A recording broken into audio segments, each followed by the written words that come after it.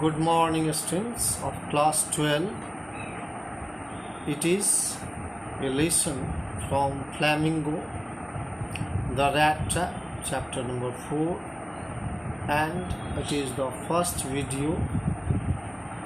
So, in this video, I would like to tell you the whole summary as well as the introduction of the author Selma Lagerlof, who is one of the Nobel Prize winner of literature. She has written this very moral based lesson that the whole world is a rat trap. What a fantastic metaphorical topics he had chosen.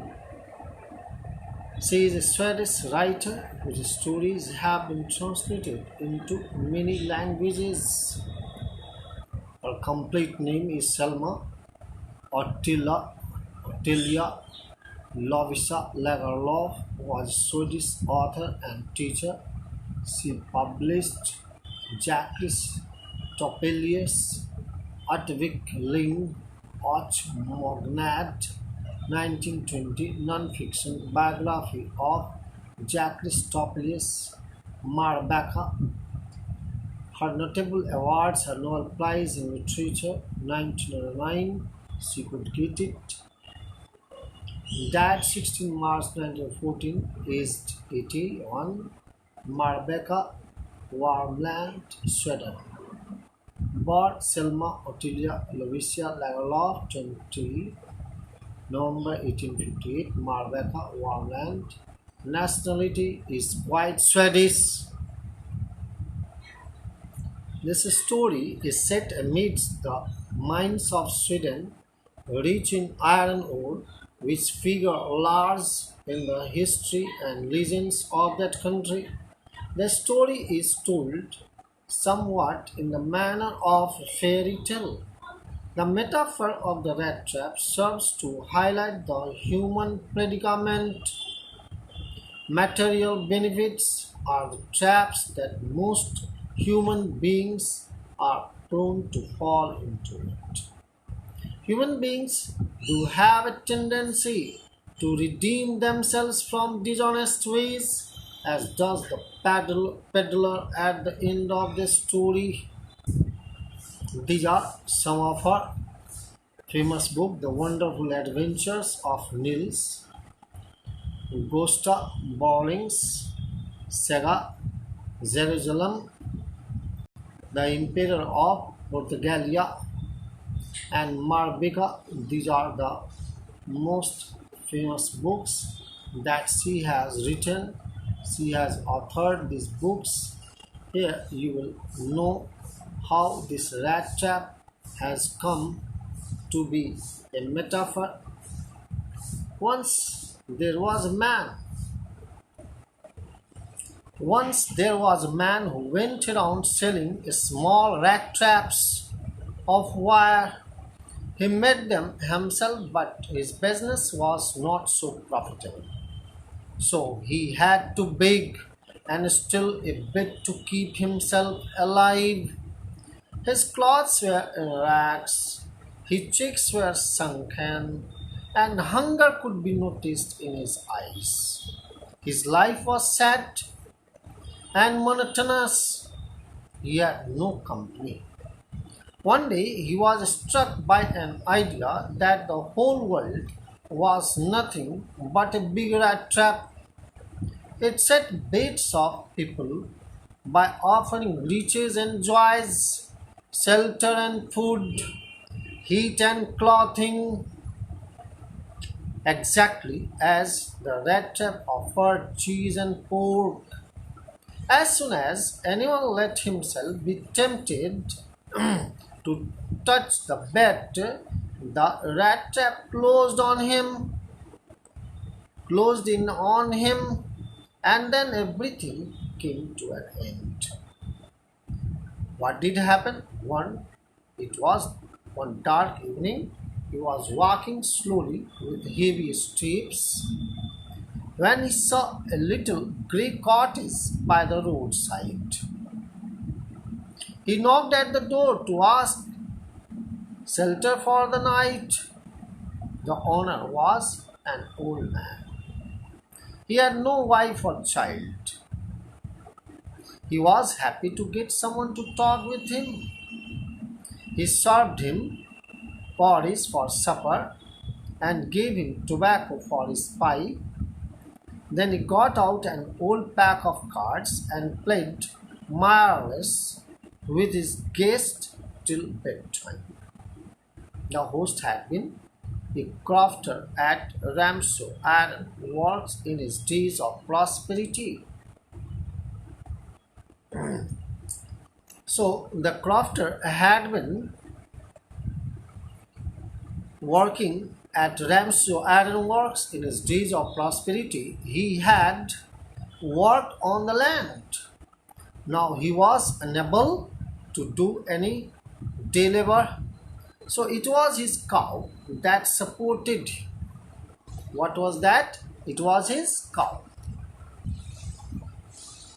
It was his cow that supported him to earn income, and he had earned 30 kroner last month as the payment for selling creamery.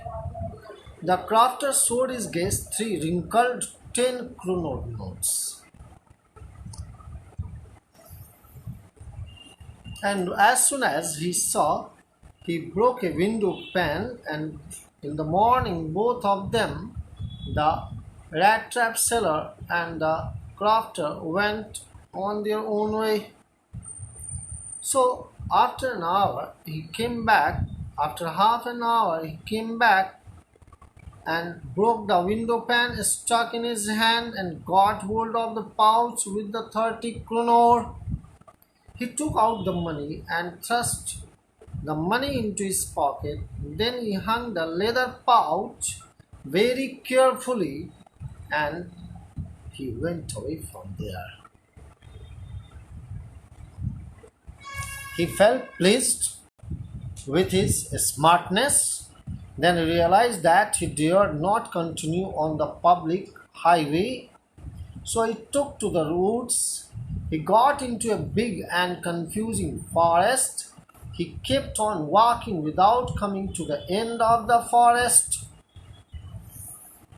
He thought that he had let himself be fooled by a bit and had been caught. The whole forest seemed to him like an impenetrable prison from which he could never escape. It was late in December. Darkness increased. The danger also increased, and his despair increased.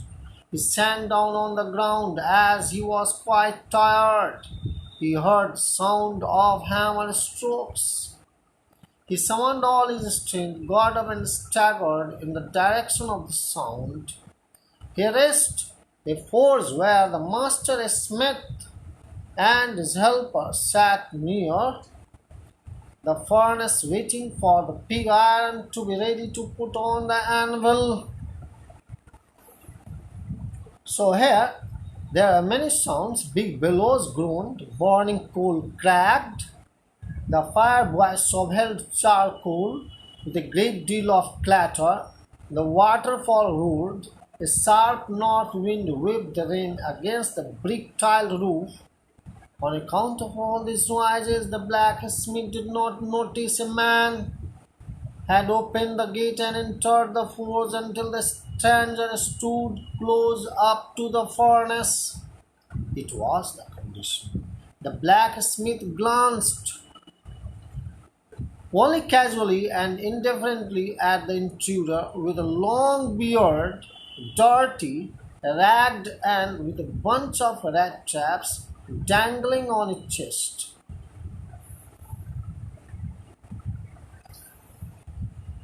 So now the peddler asked for permission to stay. The master blacksmith nodded a hearty consent about staying there, and then The ironmaster who owned the Ramshaw iron mill, came into force on one of his nightly rounds of inspection.